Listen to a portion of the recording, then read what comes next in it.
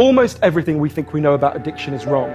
You get a rat and you put it in a cage and you give it 2 water bottles. One is just water and the other is water laced with either heroin or cocaine. If you do that, the rat will almost always prefer the drugged water and almost always kill itself quite quickly. In the 70s, Professor Alexander comes along and he looks at this experiment and he noticed something. He said, we're putting the rat in an empty cage. It's got nothing to do except use these drugs. Let's try something a bit different. So Professor Alexander built a cage that he called Rat Park. They've got loads of cheese, they've got loads of colored balls, they've got loads of tunnels. Crucially, they've got loads of friends. But here's the fascinating thing.